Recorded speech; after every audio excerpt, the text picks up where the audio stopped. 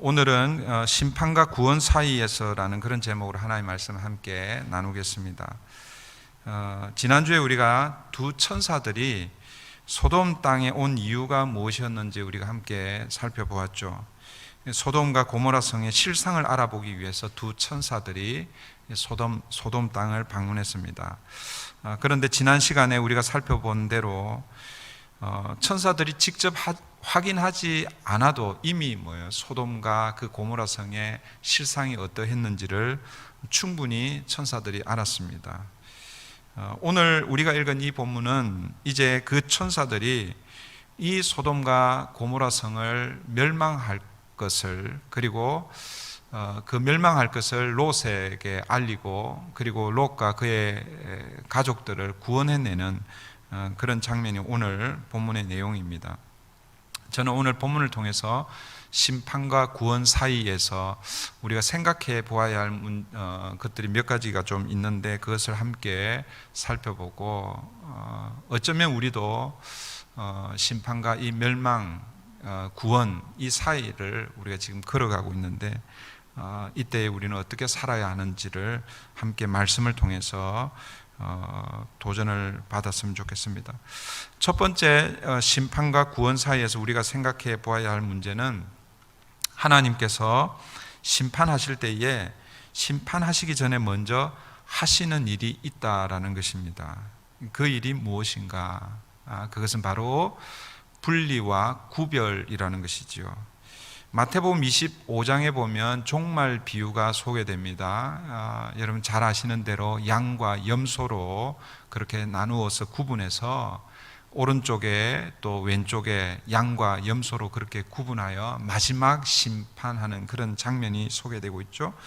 요한계시록 7장에도 보면 하나님이 세상을 마지막 심판하시기 전에 천사들을 통해서 하나님의 백성들에게 이마에 인을 새겨주는 인치심하는 그런 장면이 나옵니다.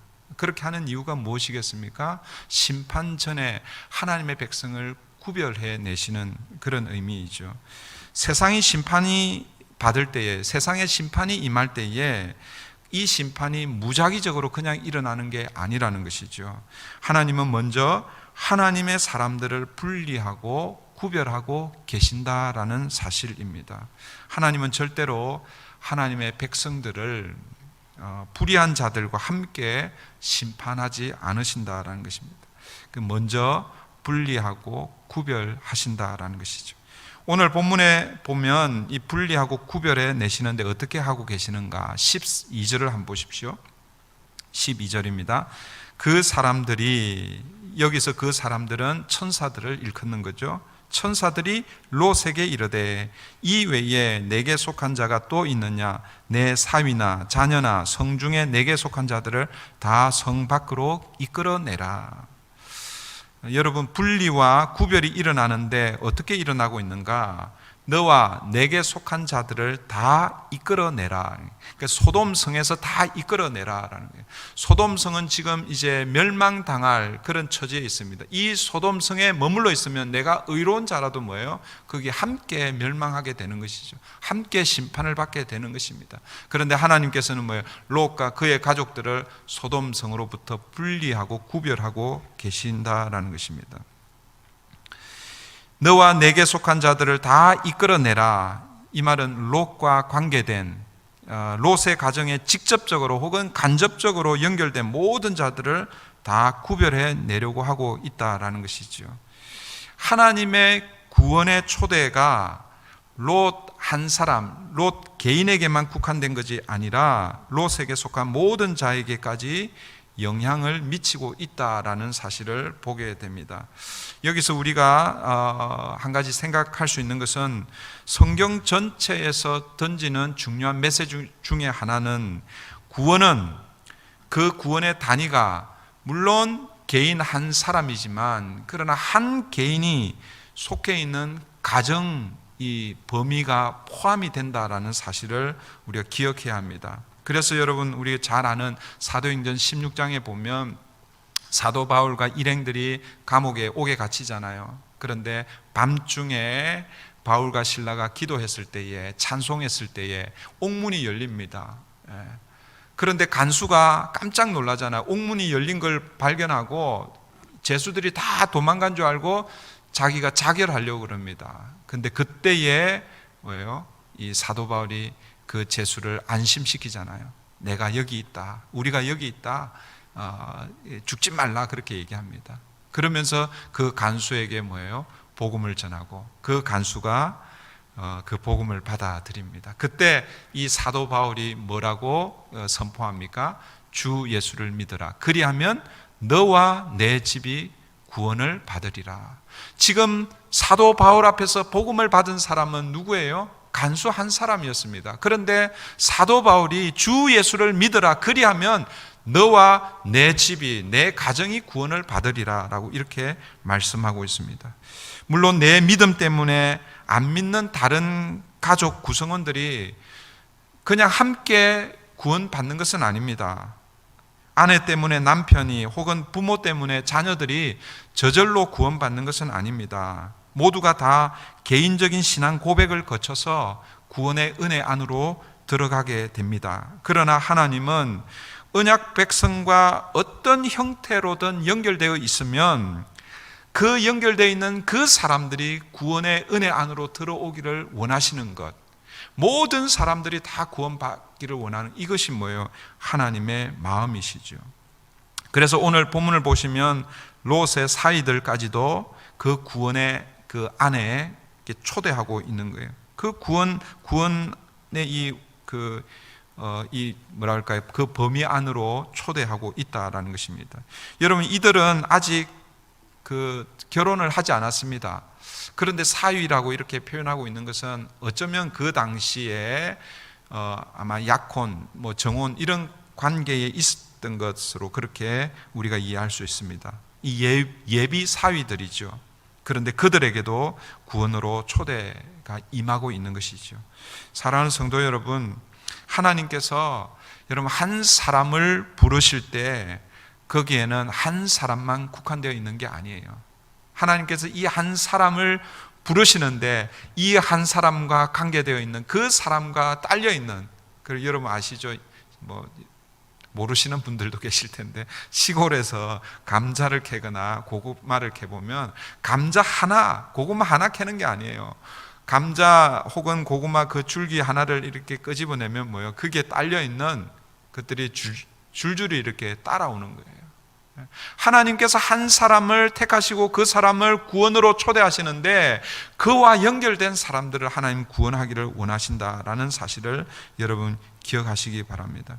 그래서 아직 여러분 혹시 여러분 가족 중에 예수를 믿지 않는 분들이 계시다면 결코 포기하지 마시고 하나님의 구원의 은총이 우리 가족 식구들에게도 임할 수 있도록 우리가 함께 계속해서 기도하고 하나님의 때가 언제인지를 기다리는 것, 이것이 우리가 해야 할 일일 줄 믿습니다. 하나님은 여러분을 통해서 여러분 가정 전체를 구원하시기를 원하신다라는 것을 기억하시기를 바랍니다.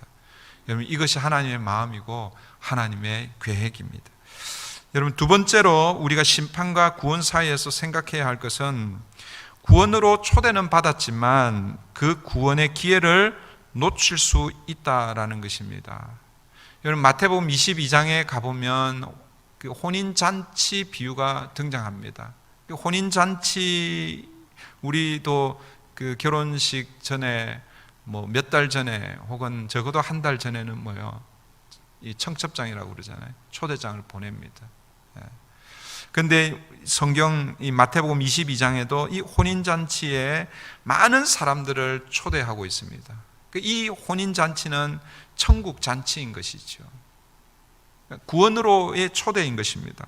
그런데 여러분 그 본문을 읽어보시면 많은 사람들이 청함을 받았지만, 초대는 받았지만 실제 그 잔치에 참여한 사람들은 별로 없었다는 것이죠.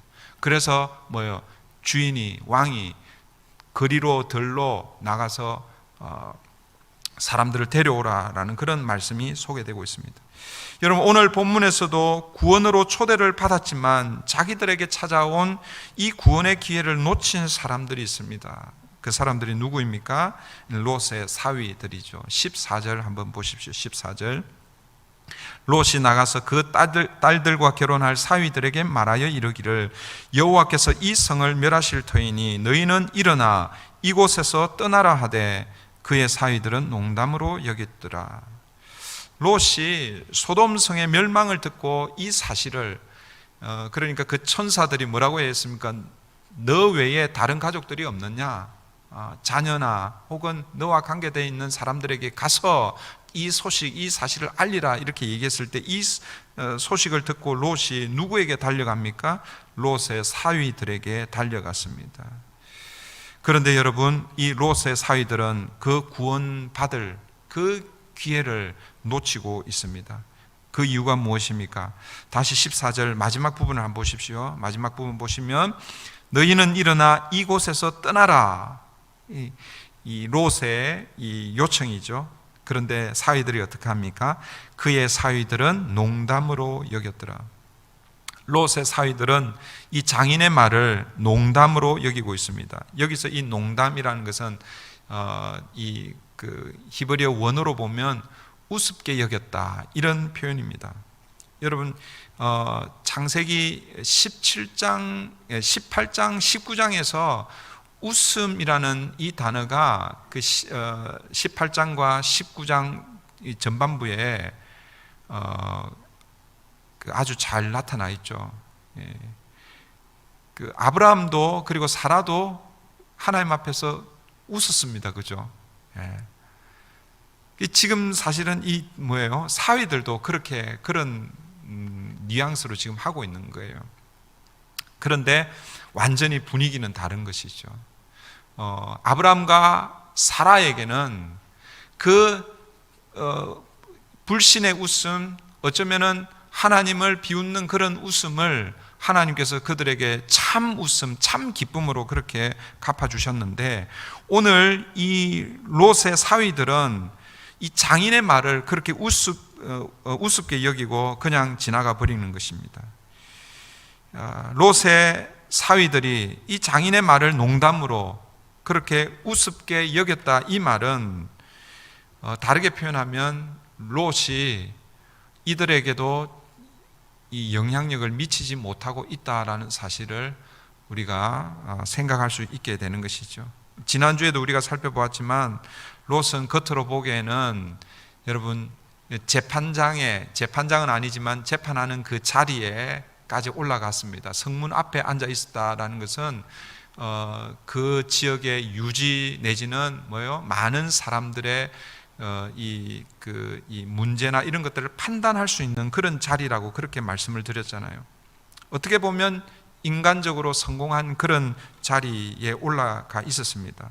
그런데 정작 결정적인 순간에 롯에게 찾아온 그 손님들을 이렇게 보호하려고 할 때에 사람들에게 앞에 나아가서 여러분들 그렇게 하지 마십시오. 그것은 그런 악을 더 이상 하지 마십시오. 그렇게 했을 때에 이 롯의 말이 전혀 먹혀들지 않았습니다. 그런데 여러분 오늘 본문에서 이 롯의 말이 자기 사위들에게도 먹혀들지 않고 있다라는 것입니다.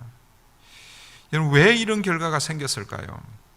물론 오늘 본문에서는 정확하게 말씀하고 있지는 않지만 롯이 그동안 걸어왔던 그의 삶이 그 결과, 그러니까 삶의 결과가 아닐까 생각할 수 있습니다. 사람들이 어쩔 수 없이 롯을 높여주고 재판장의 자리에까지 앉혀주고 그렇게 했지만 그의 말에는 영향력이 없었습니다. 여러분 사람의 말은 여러분 그 사람의 인격을 나타낸다라고 그렇게 종종 이야기합니다. 그 사람의 인격을 신뢰하면 그 사람이 하는 말은 믿을 수가 있는 것이죠. 그런데 그 사람의 인격을 신뢰하지 않으면 그 사람이 하는 말을 그냥 기뚱으로 들을 수 있습니다. 그냥 지나칠 수 있다는 것이죠. 우습게 여길 수 있다는 것이죠. 사랑하는 성도 여러분, 오늘 롯이 자신의 말이 아닙니다. 누구의 말입니까? 천사가 전해준 말입니다. 다르게 표현하면 하나님의 말씀입니다. 하나님의 말씀을 전했는데 사위들은 그것을 농담으로 여기는 거예요. 우습게 여기는 거예요.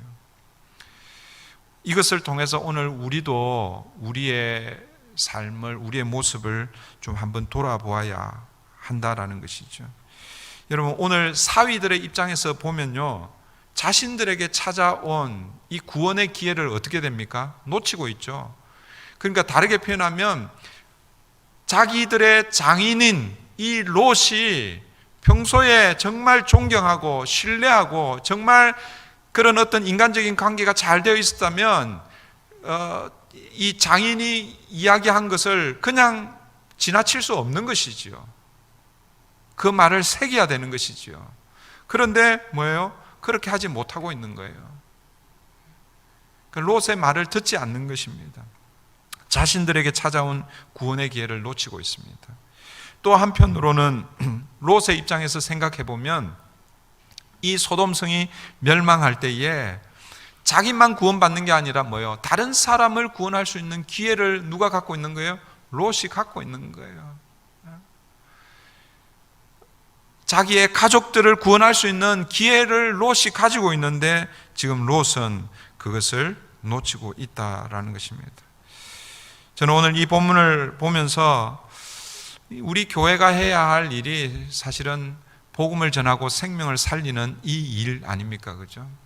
여러분, 교회가 존재하는 목적 여러 가지 있겠지만 그 중에 딱 뭐 한두 가지를 말해라고 그러면은 한 가지만 말하라 그러면은 예배라고 할 수 있겠죠. 예배. 이 예배, 이 교회를 통해서 예배가 일어나고 그 예배의 자리에서 하나님을 만나는 것이죠. 그런데 교회가 여기에만 머물러 있으면 안 된다라는 것이죠. 교회는 교회 밖에 세상을 볼 수 있어야 되는 것이죠. 우리는 교회 안에서 구원의 그 은혜 안에서 하나님을 예배하며 하나님을 만나지만 뭐예요? 그 교회 밖의 울타리를 바라보니까 뭐예요? 아직 하나님을 알지 못하고 하나님을 예배하지 못하고 하나님의 은혜, 구원의 은혜를 경험하지 못하는 사람들을 우리가 볼 수 있어야 된다는 것이죠. 그리고 그들을 향해서 뭐 해야 된다는 것입니까? 복음의 메시지를 전해야 되는 것이죠. 그래서 교회의 존재 목적 여러 가지가 있겠지만 딱 두 가지라고 할 수 있습니다. 첫 번째는 하나님을 예배하고, 두 번째는 아직도 하나님을 예배하지 않는 사람들에게 증인된 삶을 살아서 그들이 교회 안으로, 구원의 안으로 들어와서 그들도 우리와 함께 예배할 수 있도록 하는 것, 이것이 교회의 중요한 존재 이유, 목적이라고 할 수 있을 것입니다. 그러면 우리가 복음을 전하고 생명을 전하는, 생명을 살리는 이 일을 해야 되는데, 이 전도라고 할 때, 이 전도를 할 때 우리의 말이 먹히려고 하면 우리가 어떻게 해야 할지를 오늘 본문이 잘 보여주고 있는 것이죠. 우리도 세상 사람들에게 나아가서 그들에게 구원으로 초청하고 하나님의 말씀을 나누는데, 여러분, 우리의 말이 힘이 있으려면, 우리의 말이 영향력을 가지려면 어떻게 해야 되는가라는 것입니다. 우리의 삶이 그들에게 영향력을 끼치지 않으면, 우리의 인격이 그들에게 영향력을 끼치지 않으면, 여러분, 우리의 말은 그들에게 영향력이 없다라는 것이죠. 말은 잘하네, 이런 소리 들을 수 있다라는 것입니다. 사도행전 2장 47절에 보시면, 여러분, 이 말씀은 우리가 연초에 이미 교회의 그 사명에 다룰 때에 그때 함께 나누었던 말씀입니다. 사도행전 2장 42절부터 47절은 초대교회의, 특별히 이제 예루살렘 교회의 모습을 아주 집약적으로 잘 요약해 놓은 그런 구절이지요. 그런데 사도행전 2장 47절 마지막 구절에 가면 초대교회가, 예루살렘 교회가 계속해서 부흥하고 있다라는 사실을 우리에게 소개해 주고 있습니다. 하나님을 찬미하며 또 온 백성에게 칭송을 받으니 주께서 구원받는 사람을 날마다 더하게 하시니라. 구원의 역사가 날마다 더해지고 있다라는 것을 말씀하고 있죠. 초대교회가 분명히 전도를 했을 것입니다. 그러나 여러분, 초대교회의 부흥을 사도행전은 초대교회 성도들이 열심히 전도해서 사람들이 주께로 돌아왔다, 이렇게 소개하지 않습니다. 사도행전을 어떻게 기록하고 있습니까? 두 가지로 딱 정의하고 있는데, 첫 번째는 하나님을 찬미하며, 하나님을 찬미한다는 게 뭐겠어요? 예배의 의미가 있는 것이죠. 그렇지만 이 예배만 했다라는 그런 의미는 아닙니다. 왜냐하면 사도행전 42절 이하부터 쭉 이어지면서 거의 47절이 결론이거든요. 그러니까 42절부터 시작된 이 예루살렘 초대교회 이 공동체 안에서 교회가 어떤 일들을 하고 있는지를 우리에게 소개하고 있죠. 그 교회 공동체 안에서 예배와 양육, 성장이 함께 일어나고 예배와 섬김, 교제 이런 것들이 함께 일어나고 있다라는 것을 우리가 연초에 우리가 살펴보았습니다. 그것을 한마디로 하나님을 찬미하며 여기에 다 담고 있는 것이지요. 그러니까 교회는 이 예배라는 큰 틀 안에서 예배를 통해서 함께 성장하고 예배를 통해서 함께 섬기고 예배를 통해서 함께 교제하고 봉사하고 이런 일들과 함께 또 뭐예요? 그것이 그 초대교회 부흥의 특징이고, 그 다음에 또 하나는 무엇입니까? 백성들로부터 칭찬을 받았다라고 이렇게 말씀하고 있습니다. 여러분, 여기서 보시면 온 백성들에게 칭찬을 받는다라고 할 때에 이 온 백성은 누구를 의미한다고 말씀을 드렸습니까? 교회 안에 있는 우리끼리 막 칭찬하고 그런 게 아니라는 거예요. 우리는 그거 잘하잖아요, 그죠? 우리끼리 사랑합니다, 뭐 칭찬합니다, 뭐 축복합니다, 격려합니다. 그게 필요합니다, 우리끼리도. 그런데 여러분, 성도들의 삶을 통해서 밖에 있는 세상 사람들이 교회의 사람들을 칭찬하고 있다라는 그런 의미를 오늘 본문이 그 사도행전이 말씀하고 있다라는 것입니다. 교회 밖의 사람들은 불신자들을 의미하는 것이지요. 교회가 성도들이 불신자들로부터 칭찬을 받고 있는 것이지요. 그때 주님께서 어떻게 하십니까? 구원받는 사람들을 더하게 하시는 거예요. 교회 안으로 사람들을 보내주시는 것입니다. 백성들로부터 칭찬을 받았다라는 것은 그들의 말에 감동을 받았다라는 그런 말이 아니겠죠. 그들의 삶을 통해서 감동을 받았다라는 그런 의미일 것입니다. 그러니까 결국 전도는 성도들의 삶을 통해서 이루어진다라는 것을 우리가 알 수 있습니다. 성도들이 하나님의 백성으로 구별되고 하나님의 백성으로 바르게 살아갈 때에 마태복음 5장 16절에 이렇게 말씀합니다. 이같이 너희 빛을 사람 앞에 비치게 하여 저희로 너희 착한 행실을 보고 하늘에 계신 너희 아버지께 영광을 돌리게 하라. 초대교회 성도들은 소금으로 빛으로 그들의 착한 행실을 보여주었습니다. 그것을 통해서 교회 밖에 있는 사람들이 성도들을 칭찬하고 또 그 결과로 사람들이 주께로 구원받는 역사가 일어났다라는 것이죠. 사랑하는 성도 여러분, 쉽지는 않겠지만 우리가 이래야 되는 것이죠. 우리 교회가 이렇게 해야 하는 것입니다. 하나님을 잘 예배할 뿐만 아니라 교회 공동체 안에서 하나님의 백성의 삶을 잘 살 뿐만 아니라 교회 밖에서도 세상 가운데서도 하나님의 백성으로 우리의 삶을 드러내야 한다라는 것입니다. 그래서 주위에 좋은 소문이 나고 사람들로부터 저분 누구지? 저분 브릿지 교회 다니는 사람이래. 그렇게 칭찬을 받고 그럴 때에 하나님께서 여러분 우리가 알지 못하는 사이에 사람들을 보내주실 줄 믿습니다. 그래서 이 전도를 어떤 전도라고 제가 이름을 붙였어요? 저절로 되는 전도라고 그랬잖아요. 이 전도가 저절로 되면 얼마나 좋겠습니까? 그런데 여기에는 비밀이 있다고 그랬죠. 겉으로 보기에는 저절로 되지만 보이지 않게 그 교회에 속해 있는 성도들이 그 삶의 자리에서 자기를 소금처럼 빛처럼 그렇게 살아야 그렇게 되는 것이죠. 어쩌면은요 더 어려운 전도일 수 있습니다. 두 번째 여러분 우리가 기억해야 될 것, 구원의 기회가 찾아왔는데 이 사위들은 놓치고 있습니다. 사위들이 롯의 말을 농담으로 여겼기 때문에 놓치고 있지만 사실은 더 근원적인 문제는 롯이 사위들에게 영향력을 끼치지 못해서 그렇다라는 것입니다. 오늘도 저와 여러분이 이 멸망과 구원 사이에서 수많은 사람들이 멸망하고 있는 이때에 어쩌면 나는 구원받았기 때문에 괜찮다 이렇게 여기고 있는 분 혹시 계실지 모르겠습니다. 그런데 여러분, 우리의 영향력이 부족하여서 나와 관계되어 있는 사람들이 여러분 멸망 가운데 빠진다면 여러분 그 사람들만의 책임이 아니라 우리에게도 책임이 있다라는 사실을 여러분 기억해야 하는 것입니다.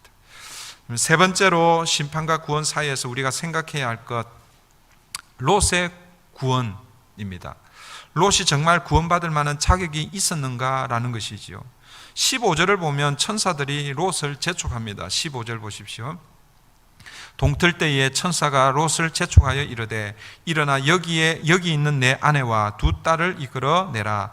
이 성의 죄악 중에 함께 멸망할까 하노라. 여러분, 이 말에 롯의 반응이 16절에 나와 있는데 16절을 한번 보십시오. 그러나 롯이 지체하매. 15절에서 이제 하나님의 심판이 임박했음을 말하고 있습니다. 어서 일어나서, 그러니까 천사가 롯을 재촉하여 일어나 여기 있는 내 아내와 두 딸을 이끌어내라. 이 성이 죄악 중에 함께 멸망할까 하노라. 이 소돔성이 곧 멸망할 것을 그렇게 말씀하고 있습니다. 그런데 롯은 어떻게 하고 있습니까? 16절 보시면 그러나 롯이 지체하며 머뭇하고 있는 거예요. 지체하고 있습니다. 하도 답답하니까 천사들이 어떻게 합니까? 롯의 아내와 그 딸들의, 그러니까 롯의 손, 아내의 손, 딸들의 손을 잡아서 강제로 이끌어내고 있습니다. 그리고 어디로 도망해야 할지를 말씀해 주고 있죠. 17절 한번 보십시오. 17절. 그 사람들이 그들을 밖으로 이끌어낸 후에 이르되 도망하여 생명을 보존하라. 돌아보거나 들에 머물지 말고 산으로 도망하여 멸망함을 면하라. 그 소돔성이 어떻게 멸망하는지 궁금해서 그것을 돌아보거나 아니면 들에 어느 지점에 서서 그렇게 있지 말라고 하는 거예요. 왜 그렇게 했겠어요? 이 멸망, 이 심판은요 완전한 심판이기 때문에 그렇게 말씀하시는 것입니다. 여러분, 이 정도 되면 사실은 뒤돌아보지 않고 달려가야 되는 것이죠. 성을 빠져나가야 됩니다. 그런데 롯의 반응을 한번 보십시오. 18절부터 20절입니다. 18절부터 20절. 롯이 그들에게 이르되 내 주여 그리 마옵소서. 주의 종이 주께 은혜를 입었고 주께서 큰 인자를 내게 베푸사 내 생명을 구원하시오나 내가 도망하여 산에까지 갈 수 없나이다. 두렵건대 재앙을 만나 죽을까 하나이다. 보소서, 저 성읍은 도망하기에 가깝고 작기도 하오니 나를 그곳으로 도망하게 하소서. 이는 작은 성읍이 아니니까 내 생명이 보존되리이다. 롯이 어디로 도망가야 될지를 분명하게 보여주셨는데도 롯은 거기까지 못 가겠습니다. 저기 보이는 작은 성이 있지 않아요? 저 성으로 그냥 도망하겠습니다. 그렇게 말하고 있습니다. 오늘 이 소알성을 이렇게 표현하고 있습니다. 소알은 소돔성과 가까운 거리에 있는 성이다, 이렇게 말하고 있는 거예요. 그러니까 뭐요? 소돔성과 가까이 있다는 말은 이 소알성에서 소돔성이 보인다는 거예요. 여러분, 왜 롯이 그리로 도망하려고 했을까? 저는 아직도 이 롯이 소돔성에 미련을 버리지 못하고 있지 않은가 그렇게 생각해 봅니다. 롯의 마음이 여전히 어디에 있다라는 것입니까? 소돔성에 있다라는 것입니다. 사실 롯은 소돔이 어떻게 멸망될지 모르는 거예요. 우리는 이미 소돔성이 어떻게 될지 알잖아요, 그죠? 그런데 롯은 지금 천사들에게 소돔성이 멸망당한다라고 했을 때에 그 멸망의 정도가 어느 정도인지 모르는 거예요. 예를 들면 성이 무너져서 사람들이 좀 많이 죽거나 다치거나 그렇게 하는 정도인지 어떻게 일어날지 모르는 거예요.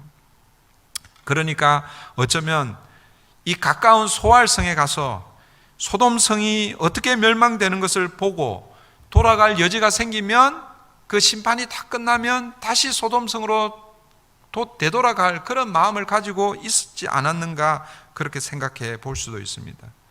그런데 여러분, 실제 소돔성이 멸망하는 것을 이 롯이 보고요 어떻게 하는가 한번 보실래요? 30절입니다. 우리 다음 주에 다시 보겠지만 30절 보십시오. 30절. 롯이 소알에 거주하기를 두려워하여 두 딸과 함께 소알에서 나와 산에 올라가 거주하되 그 두 딸과 함께 굴에 거주하였더니, 천사들이 처음에 어디로 도망가라고 했습니까? 산으로 도망가라고 그랬잖아요. 그런데 뭐예요? 이 롯이 산은 너무 멉니다. 두려워서 거기까지 못 가겠습니다. 저기 보이는 저 작은 성 소알, 저기는 안전할 것 같습니다. 저기까지 가겠습니다. 그러니까 뭐예요? 이 천사들이 거기까지 허락해 줬잖아요. 그런데 거기서 뭘 보는 거예요? 소돔성의 멸망을 보는 거예요. 자기가 예측하고 자기가 생각했던 것하고는 이 멸망의 정도가 상상할 수 없을 정도 차이가 나는 거예요. 롯은 이 소알성에서 잠깐 피했다가 심판이 끝나면 다시 그곳으로 돌아갈 그런 마음을 가지고 있었는데, 보니까 그냥 왕창 그냥 주저앉는 거예요. 그러니까 이 소알성도 위험하다. 그래서 뭐예요? 큰일 났구나. 여기서도 안전하지가 않겠구나. 그제서야 뭐예요? 소알을 떠나고 있습니다. 저는 오늘 말씀을 보면서 이런 롯이 어떻게 구원을 받고 있는지 사실 의문이었습니다. 여러분, 롯에게서 구원받을 만한 어떠한 근거도 없어 보입니다. 그런데 하나님이 롯을 구원해 주는 거예요.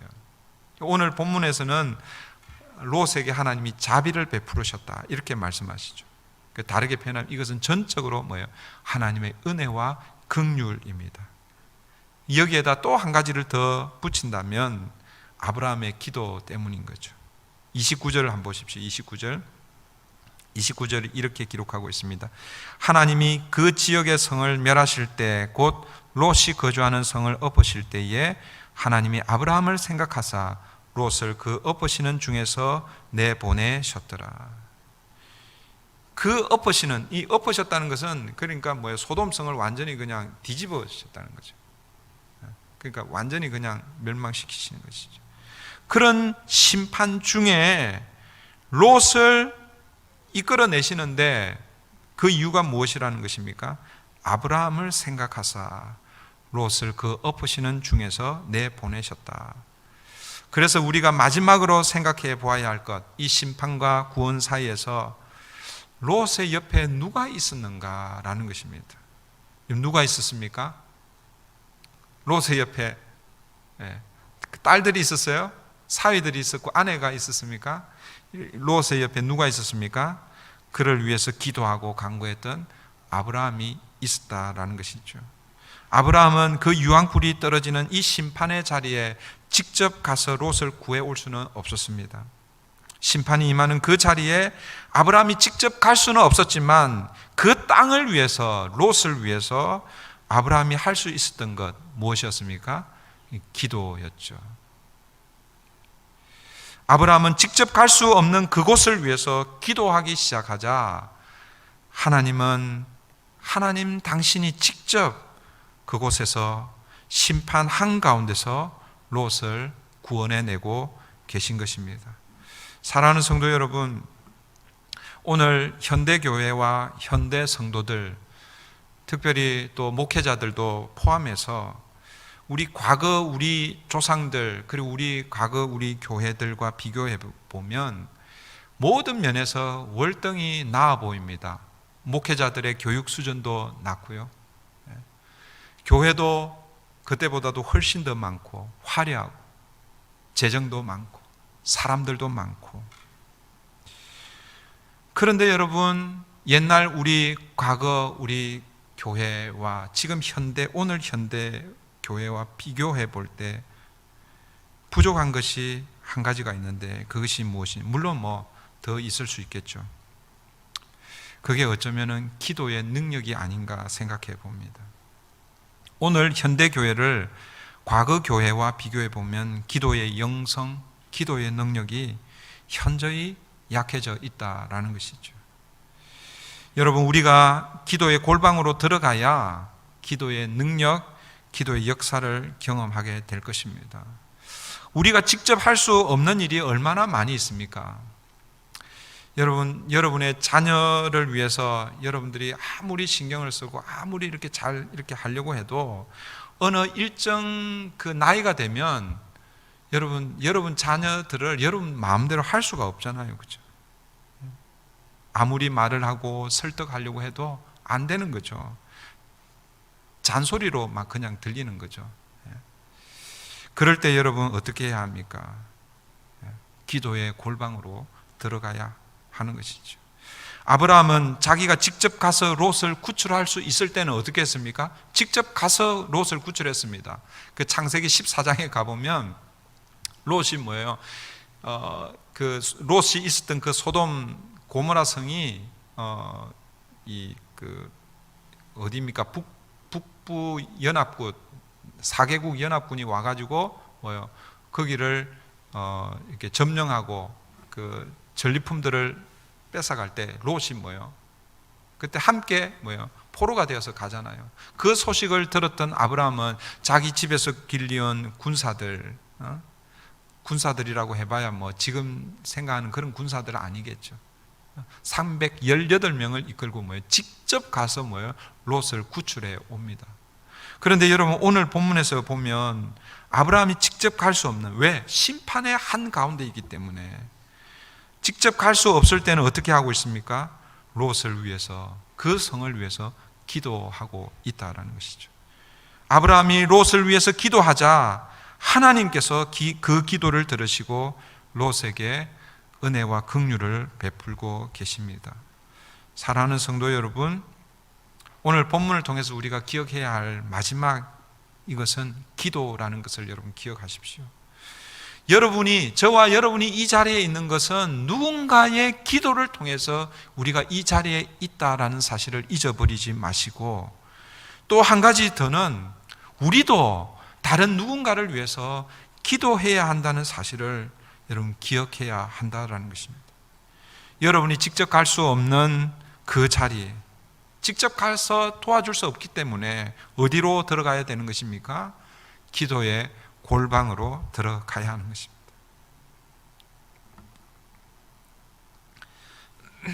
기도의 골방으로 들어갈 때 우리를 대신해서 그 기도를 들으시고 일하시고 역사하시는 하나님의 은혜를 우리가 경험하게 될 것입니다.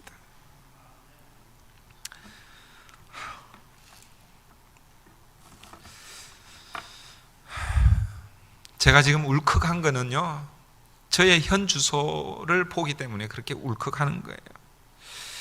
여러분, 우리의 골방이 혹시 너무나 연약해져 있지는 않습니까? 개인적으로 그리고 또 교회적으로 다시 우리 기도의 골방을 세워야 할 때입니다. 기도의 골방에서 하나님을 깊이 만나고,